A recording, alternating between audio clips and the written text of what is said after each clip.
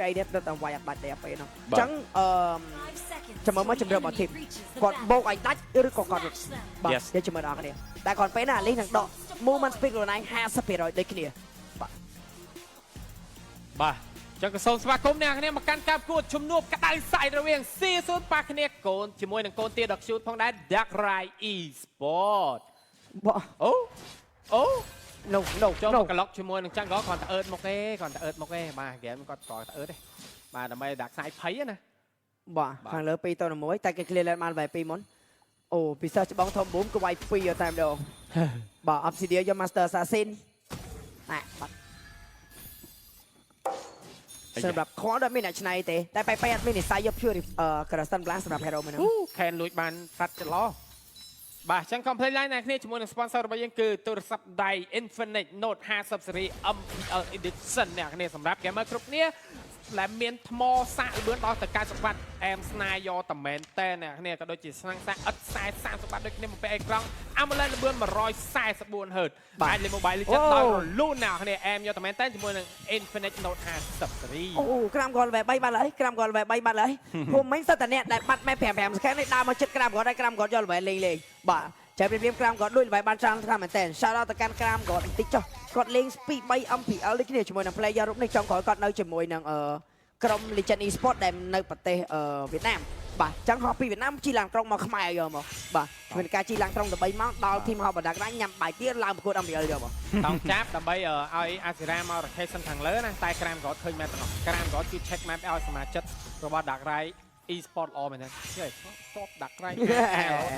បាទស្មានតែ Dark Rai អាថេណាបាទ Dark Rai អាថេនេ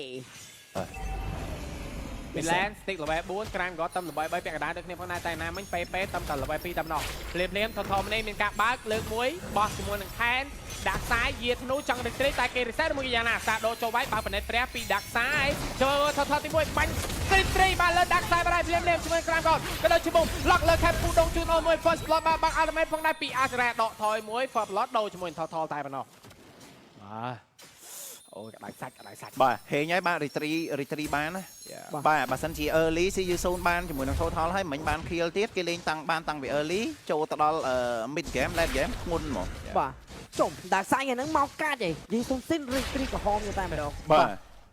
core emblem killing spree វ៉ាវខ្ញុំឲ្យEllie Bird ឈាមរហូតដែរណាកំលេងសោយបាទតែគាត់រិះឈាមមកវិញដូចគ្នាបាទគ្រាន់ថា passive Ellie វាអត់ធ្លាក់បាទ rate ហ្នឹងតបទៅលើបាទមួយអូបើជើងកាត់ cool down ទៀតវ៉ាវដាក់សាច់បើជើងកាត់ cool down ដបងបន្លាសិនតែប្រហែលជាអត់ពាក់អីដែលតាក់តងដបងបន្លាជួមសួរអាចនឹងទៅយកជាមួយ Vol X វិញតែសំខាន់បើជើងកាត់ cool down ឬត្រីក្រហមវ៉ាវខែនគេឃើញម៉ែព្រិចត្រីដើរចេញតែ stick នៅចិត្តនោះអាចលើកបោកមួយយ៉ាងណាមានពេដើម្បីជីចាបជួយផងដែរបាទគេមានអាលីណាដាក់សាយគេមានអាលីណាដាក់សាយយកច្បាស់នេះគ្នាជាមួយនឹងការ perform របស់ Shadow ព្រោះបើសិននេះខ្ញុំមិនអញ្ចឹងបើយល់ពី passive របស់ LT អាលីយើងប្រឹងវាយអាពេលហ្នឹងអាចជាប់ចាប់ជើងមកទាំងអស់គ្នាព្រោះពេលហ្នឹងអាលីមាន damage reduction 50%នោះគិតស្រួលបួ Let's see មើលទៅអនโซដូចជាបានមួយ stack ហ្នឹងគាត់ Tom Land អនโซហើយនឹងការពុះដែរមួយយ៉ាងណាតែអូយសមាជិករបស់ C0 គេដឹងណាបាទគេដឹង flow rotation យកមកគាត់ថាអនโซ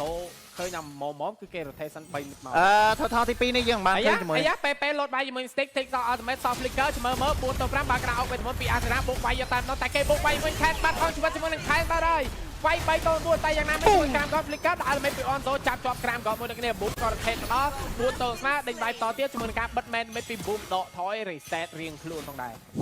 មួយស្មាបាទក្លាប់ឯងមានបន្ថយតូននិងបន្ថយនេះគ្នាព្រោះដោយសារតែបើក team fight រៀងលឿនតិចតែ Shadow មកអត់ទាន់ទេណាបើកបណិតព្រះ2បាទដាក់ខ្សែគឺគេយកជាមួយ T1 ខាងលើ trade មួយថតនេះដូចគ្នាផងដែរចុះបាទបានប៉មលើចំណេញបាទបានប៉មលើបោកវាយដាក់ ultimate គេបាក់វាយប៊ូមមកតទៀមជាមួយនឹងដែរខ្មៅមួយទៀតទៅមាន damage គ្រប់គ្រាន់ក្នុងការវាយទៅលើ Uranus របស់ប៊ូមបាទលើមួយស្មា Shadow អនโซឬមួយ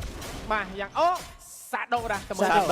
Shadow មើលមិនចំចិត្តទីអនโซអីវិញបាទ Shadow ខុសមើលមកខុស បាទណាមួយមិនក៏អត់ចង់វាយដូចគ្នានៅម្នាក់ឯងណាមួយបារម្ភទូបើ hero គាត់ខ្លាំងនៅពេលដែល enemy មានគ្នាច្រើន hero អត់លីហ្នឹងបាទចា enemy ណាមួយបាក់វាយដែរណាមួយយិនស៊ីនគេសិត damage ស្អីជាមួយ team ទី1បើ dark side មើលគាត់យកឲ្យគេខ្ញុំគិតថាគាត់ប្រហែលជាបន្តដបងបន្លាទៅជាមួយនឹង Hunter Strike ឬក៏ Planter Shear អីនៅទេខ្ញុំគិតថា Shadow អត់តាន់ទេណា Shadow មាន spell វិញចឹងទេ Shadow ដើរចូលបាក់មិញទៅលើ Shadow បាត់ហើយខែនវាយគ្នាខ្ញុំក៏ rotate មកជួយដូចគ្នាប៉ុណ្ណាចង់ចាប់ជាមួយនឹងមុំដាក់តែពីពេដូរ target វាយក្រាមក៏តែក្រាមក៏ពុះមួយទៅតែនៅប្រហើយលុយនេះប៉ុណ្ណាពីអាស៊ីរ៉ា ចំក្រាមក៏ធ្វើអញ្ចឹងលេងតាន់ទេណាបាទដាច់3ដងឯងបាទ3ដងអត់តាន់ទេអញ្ចឹងរៀងពិបាកនៅក្នុងការបើក map បន្តិចបាទអញ្ចឹងសម្រាប់ខានគាត់ដឹងច្បាស់ពី skill ដឹងពី damage របស់ខាង Dark Ride ដែរនិយាយទៅរាល់ពេលដែលគាត់ឃើញជាមួយនឹង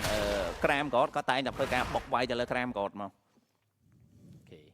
បាទហើយអីដែលសំខាន់ចាំមើលហ្គេមនេះប៊ូមតាន់បានអត់នោះព្រោះដោយសារតែត្រាំងនេះត្រាំឆោជុំដាក់ element ជាប់ Vincent បាត់ហើយ Vincent តែម្នាក់ឯងដល់ពងប៉ាំងណាំងប្រាំ4 hero ដេក Vincent បាត់ទៅហើយអូស្ដាយ kill ចូល Onzo ព្រោះបើចូល Onzo ចំណេញបានមក stack ទៅលើ bone shot របស់គាត់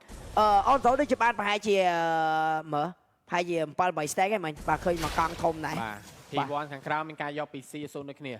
បាទឃើញថា early game go ស្មាសាច់គ្នាមែនតើហើយស្រុក Yes sir បាទមានអ្នកណាលិចអ្នកណាបាទប៉ុន្តែសាច់ team fight គឺ Dark Ride Esport បញ្ជារហូតអត់ស្ទង់សម្រាប់ចិត្តវាយមួយ team fight ណានៅទេនៅពេលដែលឃើញ last pick at least expert relate ដែលចេញមកពី coach Aikin ណា assistant coach Sento បាទ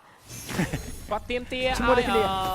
មួយ Sento មួយ Zento គាត់ទៀមទាឲ្យ Dark Side គាត់ចាប់មាន damage គាត់មិនអាចវាយបានព្រោះបច្ចុប្បន្នក៏អត់មានអ្នកណាវាយទៅលើ Alice ដែរបាទរៀងទៅដូចគ្នាបាទក្រៅវិញ Midland មានការចាប់លើ Dark Side បាត់បង់ជីវិតជាមួយនឹង Dark Side បាត់ហើយភ្លាមមួយក្រានគាត់កាប់ Element លោត cover គ្នា Vincent ពុះដងជូតអូនមួយកាប់3តង់ពុះប៉ាំងម៉ាំងប្រែតែតាំងយកតែមែនតែជាមួយនឹង Shadow ដូចបាននិយាយជាមួយ Shadow ក្នុង game នេះតាំងយកមែនតែសោបូមសោបដៃជាមួយនឹងការ flicker ដកថយតែ killing spree ចូលខ្លួនលើ Onzo បាត់ហើយ3ទល់នឹង0 Shadow ជា1បាទ3-0បាទ ចាប់ On សវត្តជាប់ទៀតអនសរភ្លេចណាបងមិញបាទអនសរភ្លេច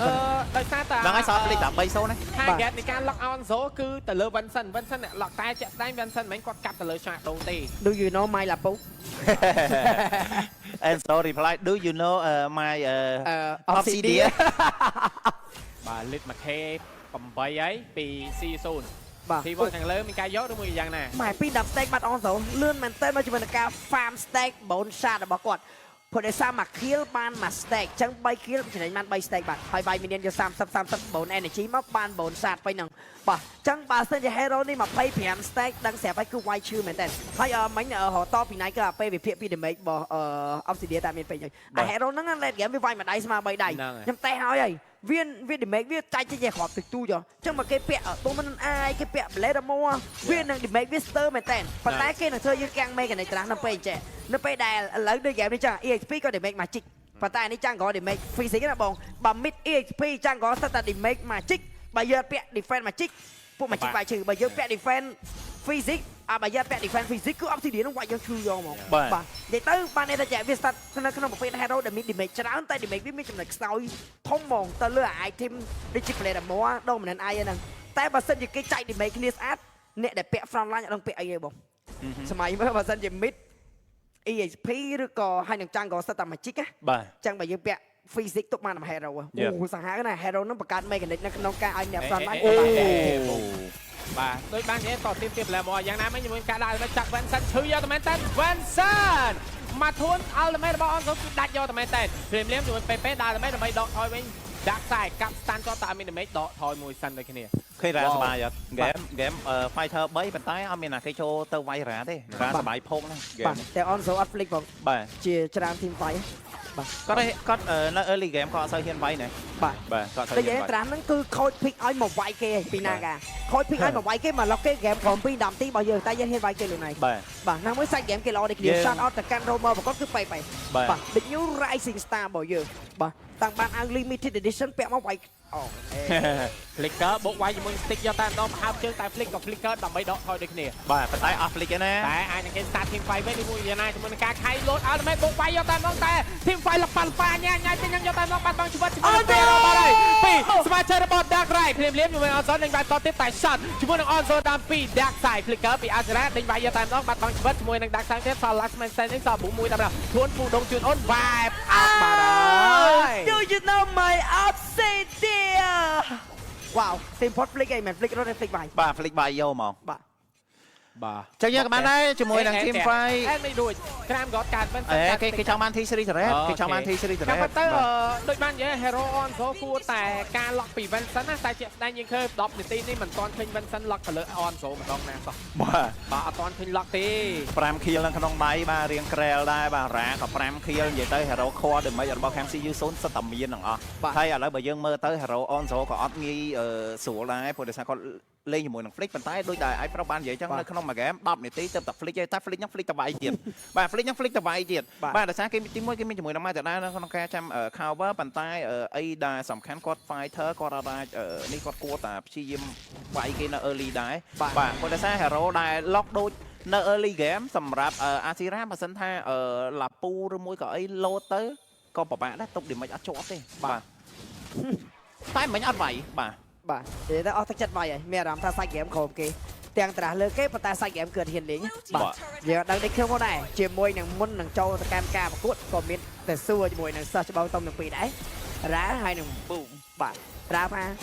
ប៊ូមណាគេអត់ស្គាល់ប៊ូមណាពេលខ្ញុំប្រកួតគុំស្គាល់ហ្នឹងបាទចូលមកក្រោយយើងវិញបាទ គេហៅថាក្មេងចំនួនក្រោយ ភ្លាមមើលមួយ lot នេះអាចធ្វើអ្វីបានច្រើនដែរមួយយ៉ាងណាពីសមាជិករបស់ CU Soon បាទដូចជាមិនតន់អីទេ lot មានការ clear ដោយសារ Turret មាន seal ត្រឹមតែ lot ទី1បាន T3 មកផ្លូវមុន lot គឺចំណេញមែនតើពី CU Soon បាទ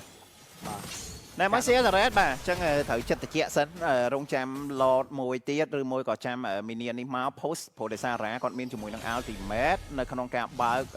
បានបាទចង់បើក ultimate ដើម្បីយកជាមួយនឹង turret ឬមួយក៏អត់បាទតែខ្ញុំថាគួរ បាទ let's see បើផ្នែកព្រះព្រោះមានការខៃចង់ធ្វើអ្វីម្យ៉ាងក៏ធ្វើមិនចេញដែរ clear អស់ បាទ clear minion អស់បាទគេ clear បើសិនជាគេដាក់ចិត្តថាចង់ទប់ផ្ទះក៏យើងពិបាកបុកដែរពី CU Soon ណា បាទ បាទអញ្ចឹងមានអារម្មណ៍ថា fan ដូចជាមិនហូរលើទឹកចិត្ត idol សោះមានអារម្មណ៍ idol លេងយូរទៅចង់ភ័យទៅតោះអ្នកដែល control ជាមួយនឹងតាំងដៃ e-sport សូមសម្លេងហូមួយមក យ៉ាអត់ទាន់អស់ចិត្តទេអាយហ្វ្រង់ដាក់មិនជាប់ដាក់ខ្សែបាត់ហើយដាក់មិនចេញទេ stick នេះតោះ flicker ដល់ថយតែបាត់បង់ជីវិតមួយទីសាដោចាប់ជាប់ពីរោឡយកតែមែនតែជាមួយសាដោដាក់ឲ្យមែនដើម្បីតថយបាត់ហើយជាមួយនឹង Vincent តែកាប់បីតហាក់ដូចជា stir ដើម្បីយកតែមែនតែសោះហើយជាមួយនឹងការខៃពី Matilda ពី PP 4នាក់បាត់ហើយសត last man standing មួយដែរបណ្ដោះ Oh my god ជាមួយនឹងការកាប់ពី Vincent វិញមិនមានការខៃពី PP យ៉ាងល្អដូចគ្នាតែមើលទៅតម្រង់ដូចជា N ហើយព្រោះមិនអាចទប់ជាប់ទីមេរបស់ On Zo ទេឈឺយកតែមែនតែជីបាត់ហើយជ័យជំនះ game ទី1គឺបានទៅលើ CU Soon យ៉ាមួយតាមឆ្នាំហ្គេមមួយ We back in the camp មួយ បាទ អូតាម